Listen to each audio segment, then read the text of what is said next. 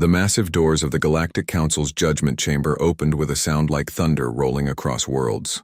Ambassador Rachel Stone stepped through the threshold, her heart hammering against her ribs as the weight of 3 billion human lives settled on her shoulders.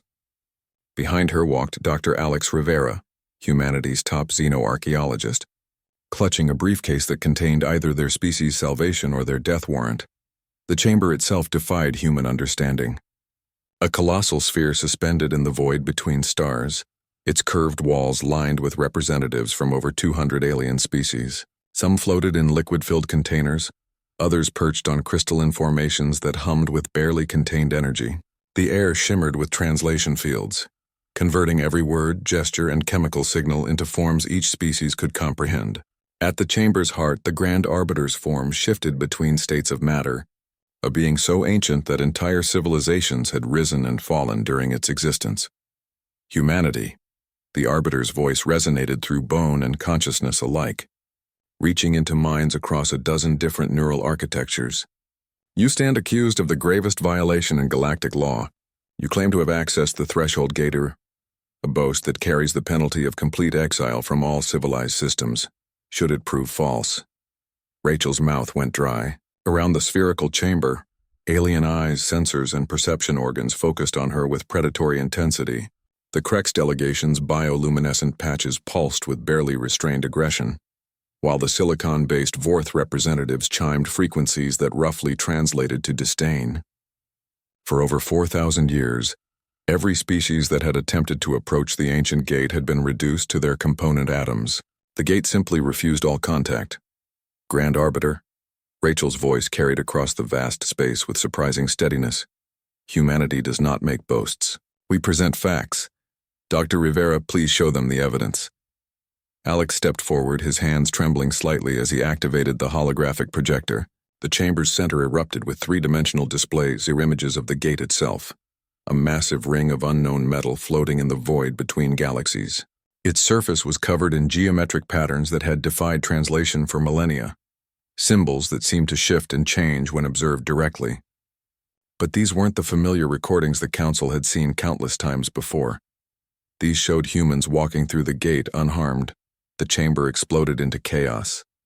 Delegates roared, shrieked, and transmitted bursts of outrage in frequencies that made the translation fields spark and flicker. Bioluminescent species strobed in patterns of disbelief, while mechanical entities broadcast error codes in rapid succession. The Grand Arbiter's form solidified into something resembling order as it called for silence. Impossible, hissed Commander Vex of the militant Jara Empire, her exoskeleton plates rattling with fury. My people sent our most advanced battlecruiser. The gate's defensive systems obliterated it before we came within 2,000 kilometers. Rachel allowed herself a thin smile that didn't reach her eyes. Perhaps, Commander, your cruiser was approaching it wrong. The statement hung in the chamber like a challenge. Around the sphere, alien minds raced to process the implications. Dr. Rivera cleared his throat, his voice carrying the weight of a discovery that would reshape galactic understanding. The gate doesn't refuse entry, he said quietly, but his words reached every corner of the vast chamber. It refuses conquest. Silence fell like a hammer blow. 200 species representing civilizations that had conquered star systems and reshaped entire planets struggled to comprehend a concept that ran counter to their fundamental nature. The gate wasn't a barrier to be overcome or a prize to be claimed. It was something far more dangerous to their worldviews. It was a judge. Explain yourself. Human, demanded Scholar Kin of the academic Nexari collective, her crystalline form refracting light into patterns of confusion. Every species has approached the gate with peaceful intent. Every species has been destroyed. Alex activated another series of holographic displays, these showing archived footage from previous gate encounters. The images were stark and brutal, the Krex dreadnought disintegrating as it approached with weapons powered and shields raised. The Vorth exploration fleet reduced to cosmic dust despite their claims of scientific purpose.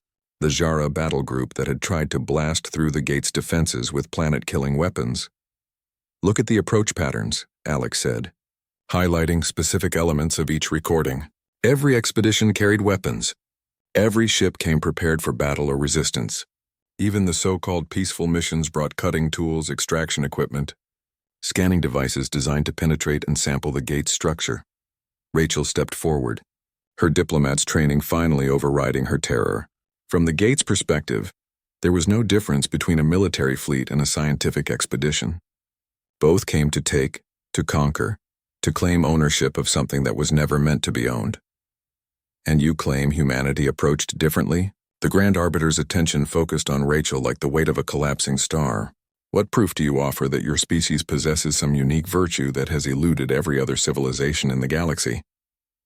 We don't claim unique virtue, Rachel replied, meeting that cosmic gaze without flinching. We claim unique desperation. The chamber stirred with confusion. This wasn't the response anyone had expected. Alex activated the final set of recordings, these showing humanity's approach to the gate. A single, unarmed shuttle with 2 people aboard, carrying nothing but basic life support and navigation equipment. No weapons, no scanning devices, no tools for sampling or analysis. Just 2 humans asking permission to approach. Our world was dying. Rachel continued, her voice carrying the weight of human history. Our resources were depleted. Our climate was collapsing. Our species was facing extinction. We didn't approach the gate as conquerors seeking a new prize. We approached it as refugees asking for help. The silence that followed was different from before, were not confusion, but the beginning of understanding. For the first time in galactic history, a species had approached the ancient gate not as masters demanding entry, but as children asking for guidance. The gate responded to our humility, Alex added. When we asked permission instead of demanding access, when we offered respect instead of force, it opened for us. Commander Vex's exoskeleton plates clattered with skepticism.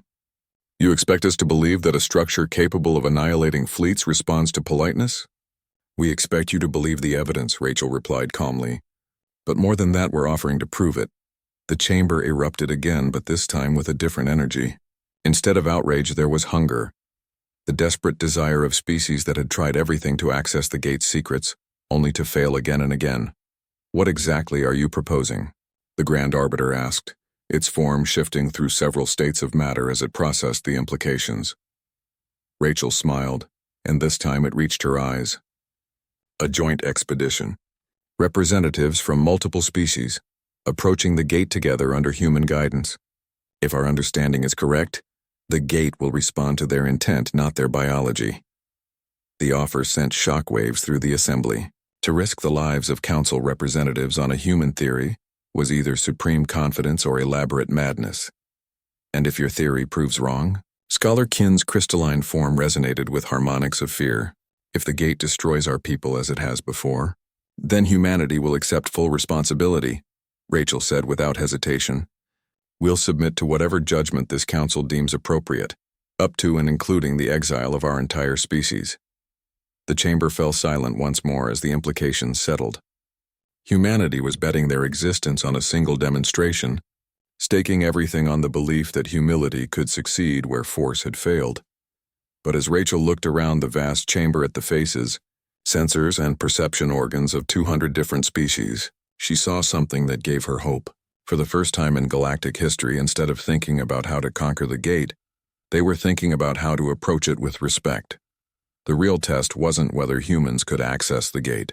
The real test was whether the galaxy was ready to learn that the greatest power wasn't the ability to take, but the wisdom to ask permission first.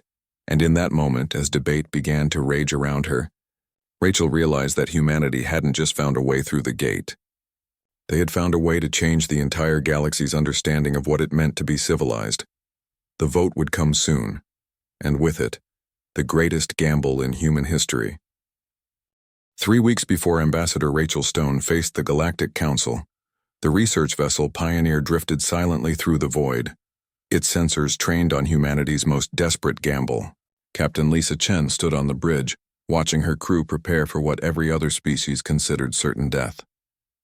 The threshold gate hung before them like a judgment of 47 kilometers in diameter, its dark surface reflecting no light, covered in geometric patterns that seemed to shift and writhe when observed too closely. Final scans complete. Captain, reported Science Officer Ben Murphy from his station. The gate's energy signature is unlike anything in our databases.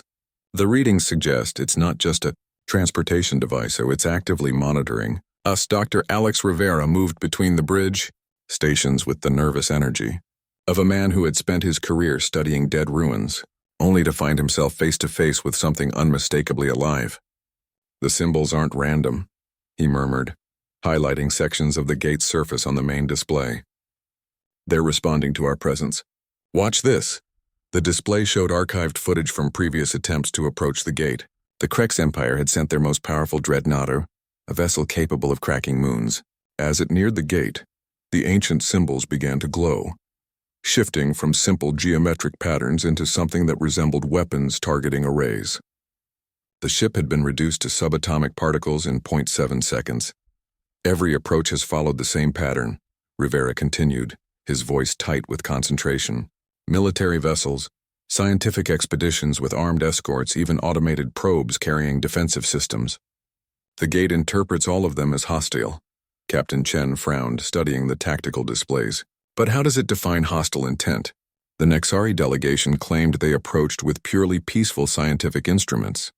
"Instruments designed to cut samples from the gate's structure," Murphy noted, pulling up the mission specifications. "Quantum drills, molecular extractors, scanning arrays powerful enough to penetrate any known material. From the gate's perspective, they might as well have been carrying nuclear warheads." The bridge fell silent as the implications sank in. Every species in the galaxy had approached the gate as predators.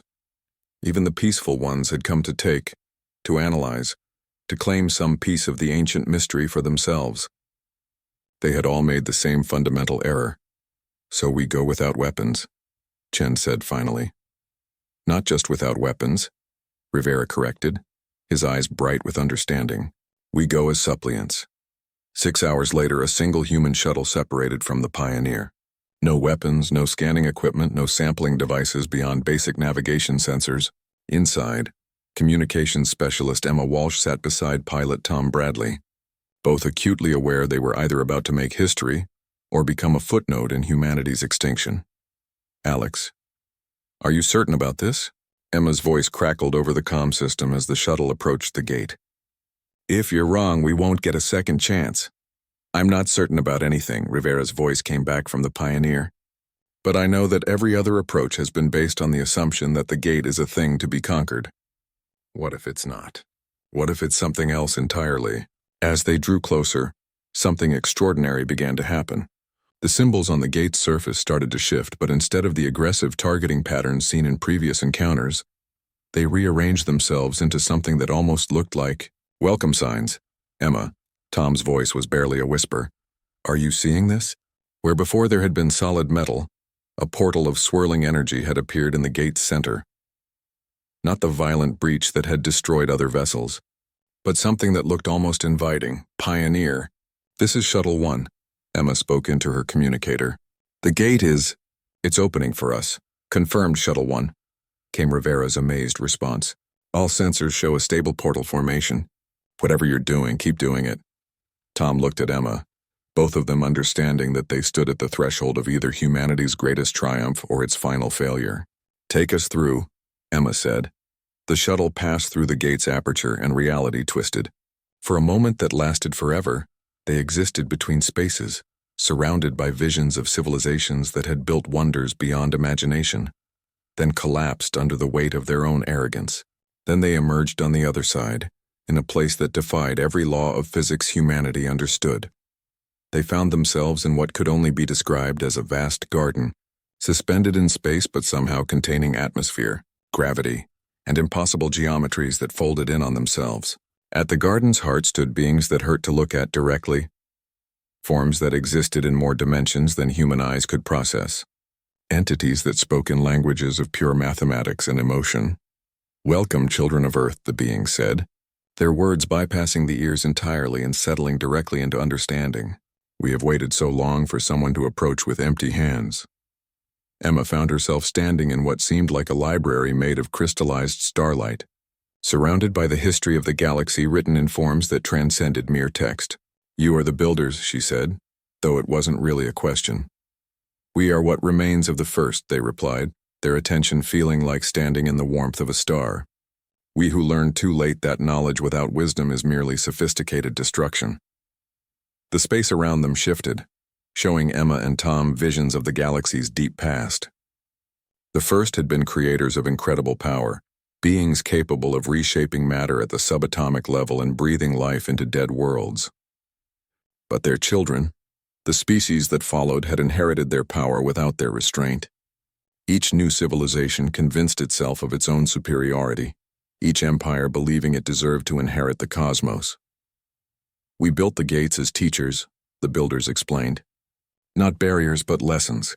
Your species is the first to approach not as conquerors seeking to claim what isn't yours, but as students asking to learn." Tom, who had remained silent during the exchange, finally found his voice. "The other species, they'll never accept this. They'll claim we somehow cheated or that humans have some natural advantage." The builder's attention turned to him, and he felt the weight of cosmic intelligence focusing on his words. "Tell us, child of Earth, what would your species do with the knowledge we could share?" Emma and Tom exchanged glances, both understanding that their answer would determine not just humanity's fate, but possibly the fate of every species in the galaxy.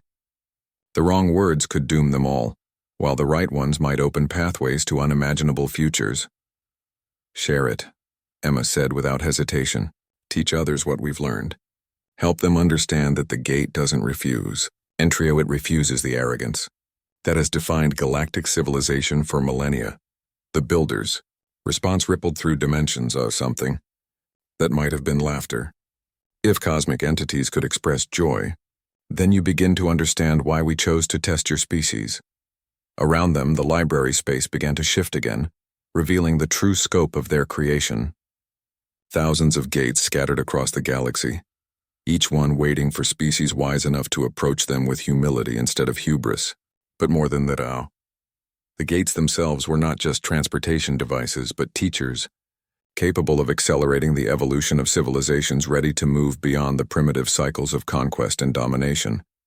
"The choice before your species now," the builders continued, "is whether to prove to the galaxy that humanity's success was not accident, but the beginning of a new age for all thinking beings."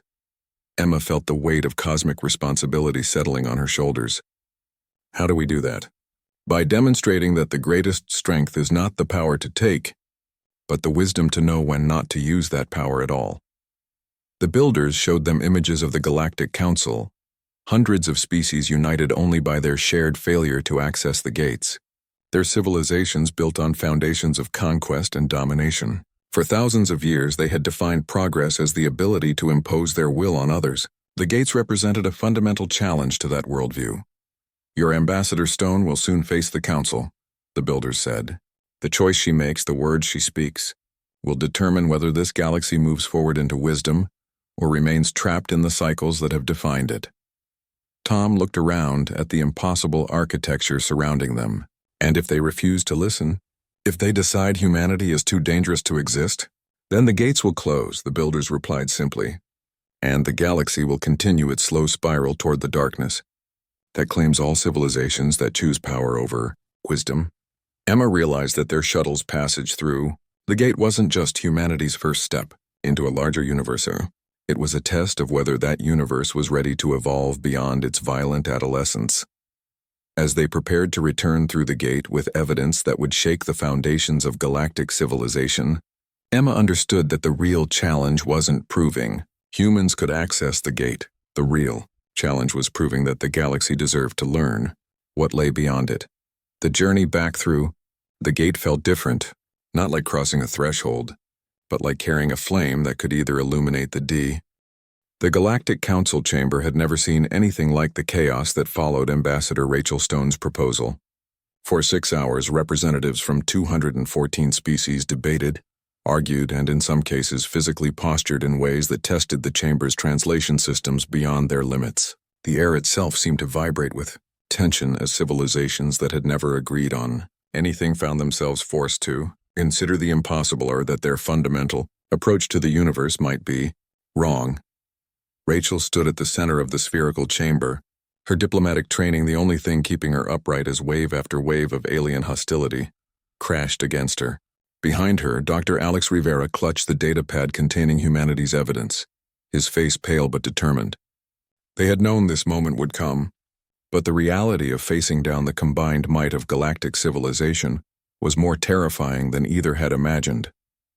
"The human proposal is madness," declared Admiral Corrin of the Jara Imperial Fleet, his biomechanical augmentations humming with barely contained aggression.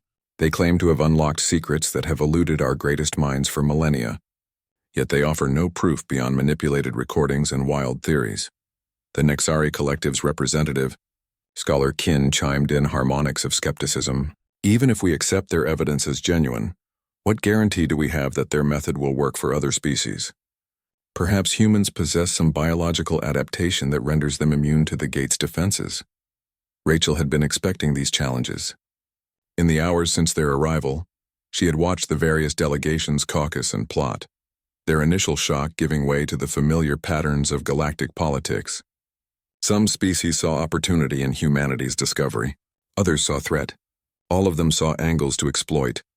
"An excellent question, Scholar Kin," Rachel replied, her voice carrying across the vast chamber, "which is precisely why we're proposing a joint expedition.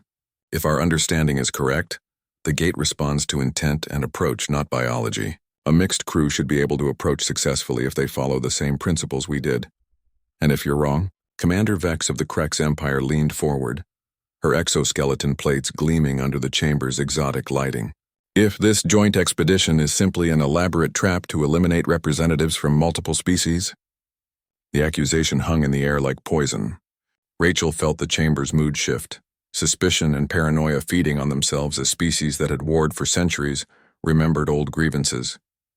This was the moment she had dreaded when fear would override curiosity, when the galaxy's instinctive distrust would doom any chance of progress. "Then you would have learned something valuable about human nature," Rachel said quietly, but her words carried to every corner of the chamber. "You would know that we are exactly the kind of species that should be quarantined from civilized space." The unexpected response sent ripples of confusion through the assembly. Dr. Rivera stepped forward, understanding his cue. "But we're not proposing this test because we want to prove human superiority," he said, activating the holographic displays once more. "We're proposing it because we think the galaxy deserves to understand what the gate actually represents." The displays showed new images, not of the gate itself, but of the space beyond it. The impossible garden where Emma Walsh and Tom Bradley had encountered the builders. The crystalline libraries containing the history of galactic civilization, the technologies that could reshape matter at the quantum level. It was a glimpse of possibilities that made even the most advanced species' achievements look primitive by comparison. "The builders aren't gone," Rivera continued. "They're waiting, but they're waiting for us to prove we've evolved beyond the need to conquer everything we encounter." Silence fell across the chamber as 214 species absorbed the implications. The gate wasn't just a transportation device or even a weapon. It was a test. A final exam that civilizations had to pass before gaining access to technologies that could reshape the galaxy itself. "You speak of evolution," rumbled Supreme Chancellor Thex of the Draconian Confederacy, his massive form causing the chamber's gravity generators to fluctuate. "Yet your own species has a history written in blood and conquest. What makes humans different from any other predator species that has risen to dominate its world?" Rachel had been preparing for this question since the moment they decided to contact the Council. Human history was indeed written in blood wars, genocide, environmental destruction, the systematic oppression of the weak by the strong. By any objective measure, humanity should have been exactly the kind of species the gate would refuse. "Nothing," she said simply. "Absolutely nothing makes us different from any other species in this chamber. We've conquered, we've destroyed, we've committed every sin that galactic civilization has perfected over millions of years." The admission sent shockwaves through the assembly. Species that had been preparing to denounce human arrogance found themselves listening to something unprecedented. Confession of fallibility from a species claiming to have achieved the impossible. "But that's exactly why we succeeded," Rachel continued. "We approached the gate not as conquerors who had transcended our violent nature, but as refugees who had been humbled by it. We didn't claim to be worthy of the gate's secrets, We begged for help because we had finally realized how unworthy we were." The chamber erupted into discussion as delegates struggled to process this reversal of everything they understood about power and achievement. The strongest species had failed because they approached the gate from positions of strength. Humanity had succeeded because they approached it from a position of weakness. Fascinating theory, commented Dr. Zeelan of the Academic War Consortium. But how do we test it without risking the lives of council representatives? The gate has shown no mercy to previous expeditions. By following the same protocol that allowed humans to succeed, Rivera answered. A small crew, completely unarmed, approaching the gate with genuine humility and respect. No weapons, no sampling equipment, no attempts to analyze or control the gate's functions. Admiral Corrin's augmentations whirred as he processed this proposal. You're asking us to send our people into certain death based on nothing more than human assurances. We're asking you to consider that 4,000 years of failure might suggest it's time to try a different approach, Rachel replied. Every species in this chamber has lost ships and crews to the gate. How many more are you willing to sacrifice to preserve the illusion that force is the only solution to every problem? The question hit the chamber like a physical blow. For millennia, galactic civilization had been built on the principle that sufficient power could overcome any obstacle. Wars were won by the strongest fleets. Negotiations were decided by the most credible threats, and progress was measured by the ability to impose one's will on increasingly larger scales. The gate had shattered that paradigm. It was the first obstacle that couldn't be overcome by superior firepower, the first challenge that grew stronger when confronted with aggression. It represented a fundamental shift in the rules that had governed galactic civilization since its birth. Very well. The Grand Arbiter's voice cut through the chamber's chaos like a blade. The human proposal has merit despite its risks, but I propose modifications to protect Council interests. Rachel felt her heart skip as the ancient being continued.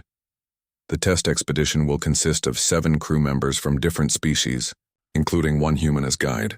They will approach the gate under strict protocols designed to minimize risk, while testing the validity of human claims.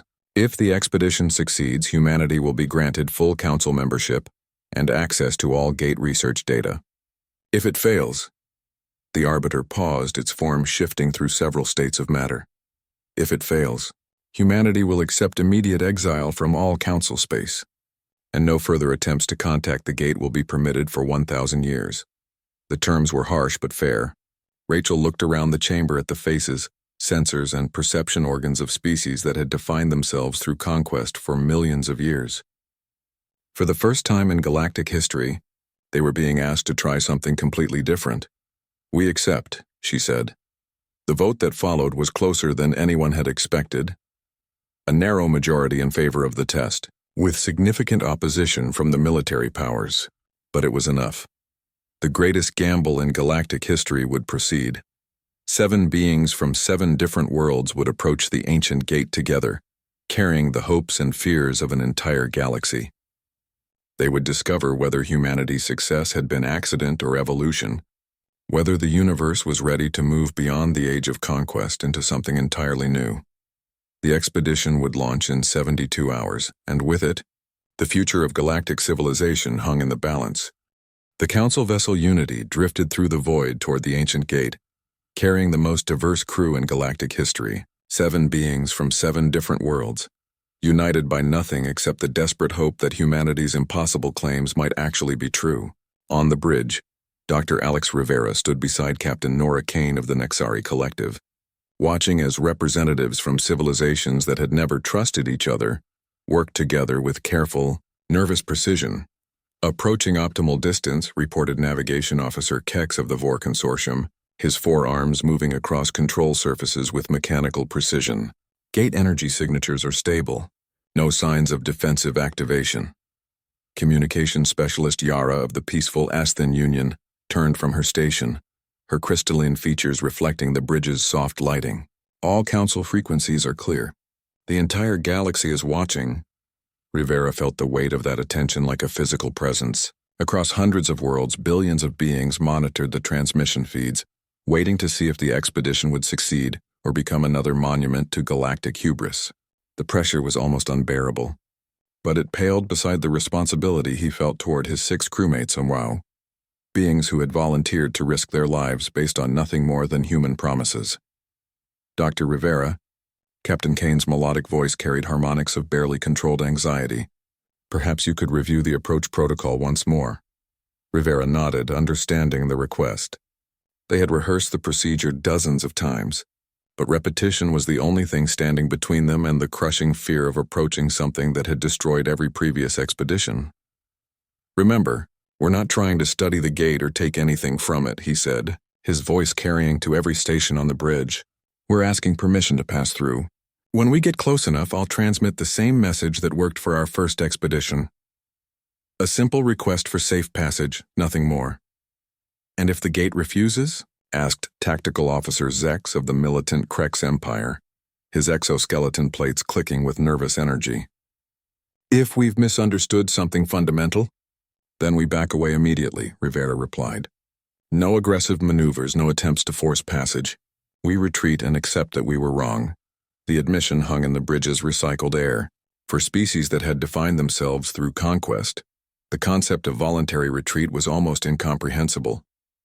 But Rivera had spent weeks studying the gate's responses to previous expeditions, and one pattern was clear. Every disaster had occurred when crews tried to force their way through or fight back against the gate's defenses. "Gate contact in 30 minutes, reported Engineer Tian of the Silicon-based Vorth Republic, her mineral form resonating with frequencies that translated as professional calm.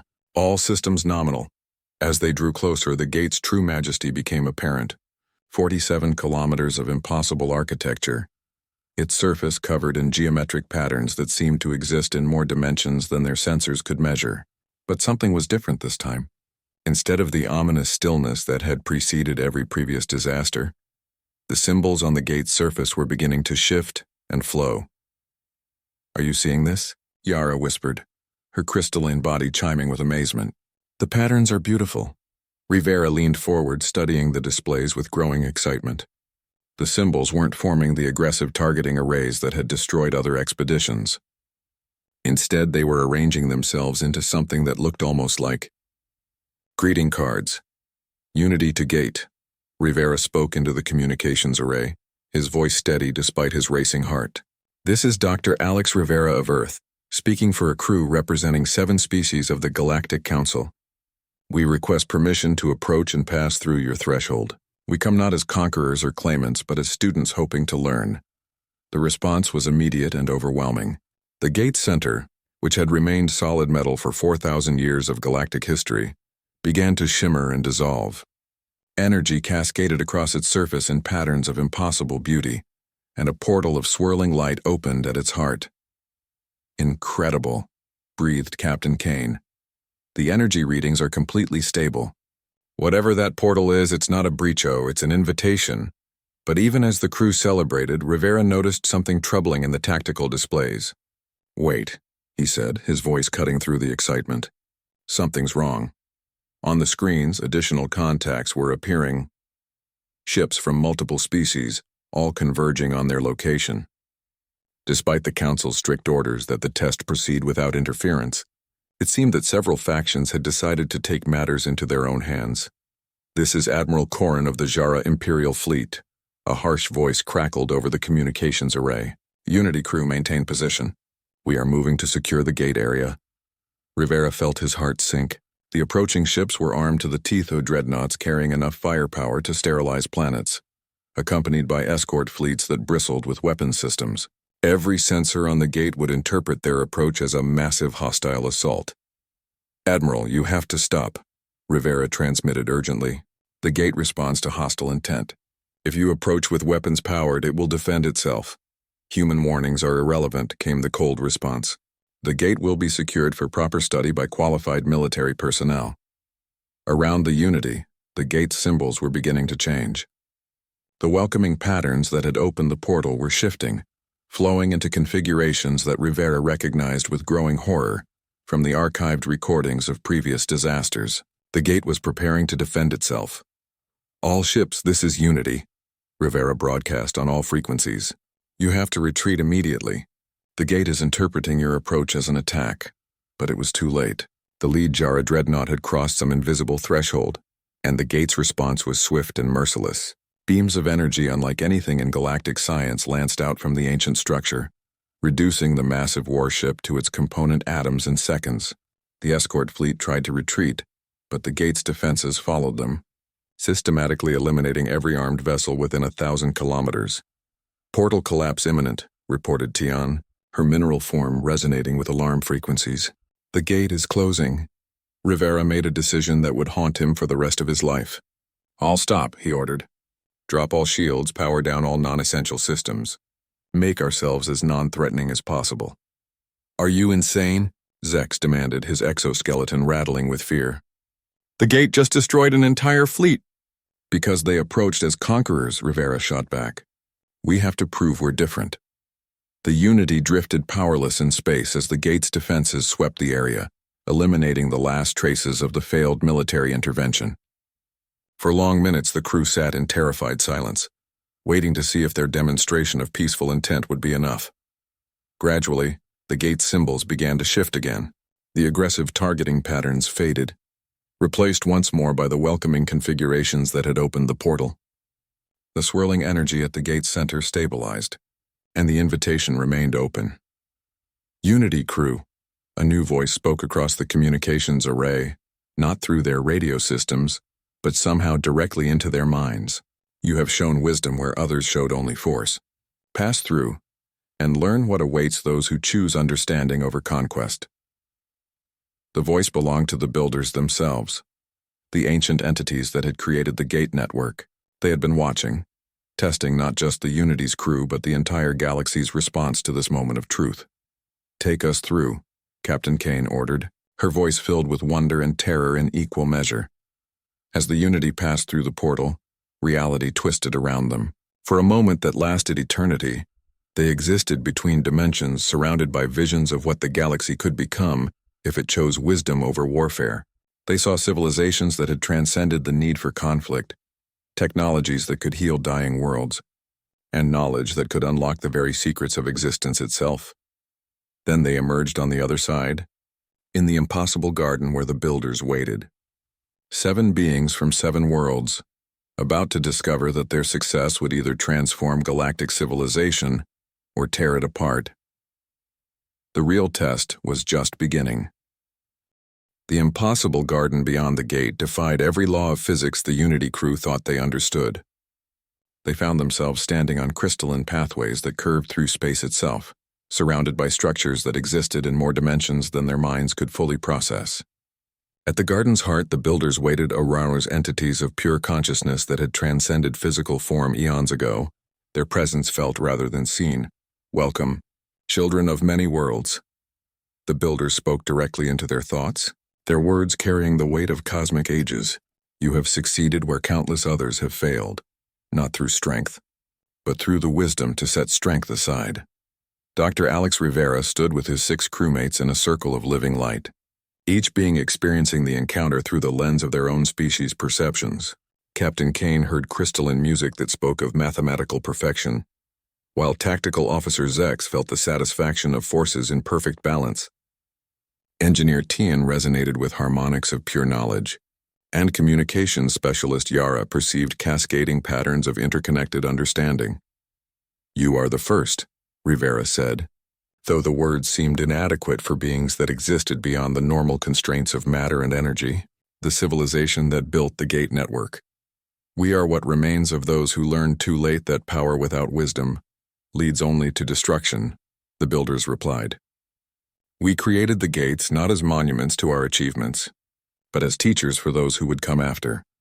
The garden around them shifted, showing the crew visions of galactic history that had never been recorded in any archive. They saw the rise and fall of the first, a civilization that had achieved godlike power only to watch their children tear the galaxy apart in endless wars of succession. The builders had been the survivors, the remnant that chose exile over continued participation in cycles of violence that threatened to destroy all life. Every species that has approached our gates came seeking to take, the builders continued, to conquer, to claim, to add our knowledge to their arsenals of dominance. They saw the gates as prizes to be won rather than lessons to be learned. Navigation Officer Kex spoke for the first time since their arrival, his mechanical voice carrying harmonics of understanding. The gate doesn't test technological capability. It tests character. Precisely, the builders replied, their attention focusing on the small cybernetic being with something approaching approval. We have waited millennia for species mature enough to approach with empty hands and open minds. The revelation that followed would reshape everything the galaxy thought it knew about itself. The builders showed them the true scope of the gate network. Thousands of portals scattered across the cosmos, each one waiting for civilizations ready to transcend their violent origins. But more than that, they revealed the gate's true purpose. They are not just transportation devices, the builders explained. They are evolutionary catalysts, designed to accelerate the development of consciousness itself. But they only activate for species that have demonstrated readiness to move beyond the primitive drives that characterize young civilizations. Yara's crystalline form chimed with frequencies of amazement as she grasped the implications. The gates are teachers, but they only teach those humble enough to admit they need to learn. And what do they teach? Asked Captain Kane, her melodic voice carrying undertones of both hope and fear. The answer came not in words but in direct experience. The crew found themselves immersed in streams of knowledge that flowed through their consciousness like living water.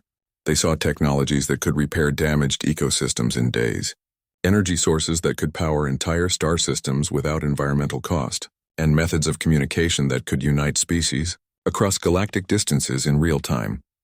But beyond the technical, knowledge was something far more profound. Understanding of how consciousness itself could evolve beyond the need for conflict. The builders showed them civilizations that had learned to resolve disagreements through empathy rather than force, societies that competed through acts of creation rather than destruction, and forms of governance based on wisdom rather than power. This is what awaits any species ready to transcend its violent adolescence, the builders said. But the choice must be made freely, without coercion or manipulation. The gates will not open for those who seek power over others, no matter how noble their stated intentions. Rivera felt the weight of galactic destiny settling on his shoulders. What about the species that aren't ready? What happens to them? They continue as they have for millions of years, the builders replied with something that might have been sadness. Fighting, conquering, destroying until they either evolve beyond their violent nature or destroy themselves entirely. The gates will wait, but they will not intervene. The crew spent what felt like hours in the impossible garden, learning truths that would take lifetimes to fully comprehend. They discovered that consciousness was not just an emergent property of complex brains, but a fundamental force of the universe itself, capable of transcending physical limitations when properly understood.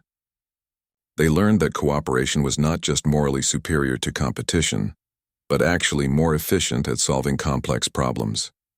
Most importantly, they understood that the choice between wisdom and power was the defining test that every civilization faced. Finally, the time came to return. The builders gathered around them one last time, their presence like standing in the warmth of a star. You will face a choice when you return, they said. Some of your people will embrace what you have learned.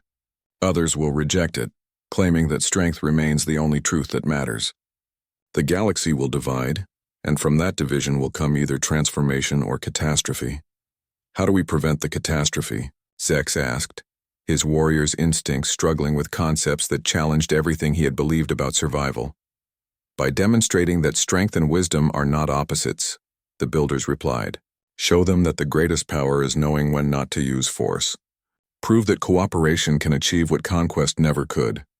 The journey back through the gate was different from their passage through, not a transition between spaces, but a return to responsibility. As the Unity emerged in normal space, they found themselves facing a galaxy in crisis. News of Admiral Corrin's disaster had spread, dividing the Council into factions that demanded everything from immediate war against humanity to complete isolation from the Gate network. The emergency session that followed was unlike anything in galactic history. Species that had defined themselves through millennia of warfare found themselves confronting the possibility that their fundamental assumptions about existence were wrong. Some embraced the revelation, seeing it as an opportunity to transcend ancient patterns of conflict. Others rejected it entirely, claiming that any species capable of accessing the gates represented an existential threat to galactic order. The debate raged for days, but gradually a new consensus began to emerge, led by the testimony of the Unity crew, beings from 7 different worlds all telling the same story of transformation. The Council voted to establish the Institute for Galactic Evolution. Its mission would be to help species prepare for their own encounters with the gates. teaching the principles of wisdom, humility, and cooperation that the builders demanded. Rivera found himself appointed as the Institute's first director, working alongside representatives from dozens of species to develop curricula that could help civilizations transcend their violent origins. It was slow work. Changing the fundamental nature of galactic civilization could not be accomplished overnight. But for the first time in recorded history, there was hope that the endless cycles of war and conquest might finally be broken. Not every species embraced the new paradigm.